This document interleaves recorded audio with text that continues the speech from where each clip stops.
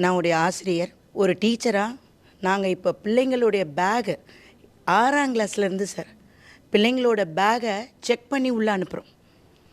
அதில் ஃபோன் இருக்கா, பொம்பளை பிள்ளைங்களுக்கு லிப்ஸ்டிக் இருக்கா, சிகரெட் இருக்கா, இல்லை சார் இந்த குளிப்புன்னு சொல்லிட்டு போதை வஸ்துக்கள், ஒரு சாக்லேட் மாதிரி இருக்குது, சின்ன தலகாணி மாதிரி இருக்குது, படிக்க முடியல அவனால். இந்த நிலை நீடிச்சு போனால் எங்களுக்கு கிளாஸ் எடுக்கவே பயமாக இருக்குது சார். ஏன்னா அவனுடைய மனநிலை மொத்தமாக மாற்றப்பட்டு உள்ளது. என்ன செய்கிறான் ஏது செய்கிறான் அவனுக்கே தெரியல. டாய்லெட்டுக்கு போனால் அங்கே அதனுடைய மிச்ச மீதிகள் எல்லாம் இருக்குது. இது ஒரு ஆசிரியராக நான் ரொம்ப வேதனைப்பட்டு நான் சொல்கிறேன். நாளைய எதிர்கால தூண்கள் இருக்குது.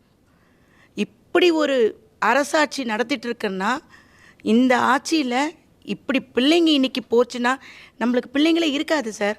வருங்காலமே ஒரு பெரிய ஒரு கேள்விக்குறிக்கு கீழே நம்ம நிற்கிற மாதிரி இருக்குது. பிள்ளைங்களுக்கு இவ்வளோ ஈஸியாக கிடைக்கிற அளவுக்கு இருக்குது.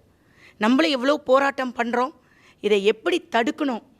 ஏன்னா இதை நாங்கள் டீச்சர்ஸாக எங்களால் முடியல, ரொம்ப கஷ்டப்படுறோம். ஏன்னா அவன் படிக்க மாட்டேங்கிறான். ஏன்னா ரிசல்ட் கொடுத்தாகணும். 10th பையனுக்கு ரிசல்ட் கொடுக்கணும், +2 பையனுக்கு ரிசல்ட் கொடுக்கணும். எப்படி தடுக்கணும்னா இந்த தடவை டீச்சர்ஸுங்க யாரும் திமுக ஓட்டு போடாதீங்க. அது போட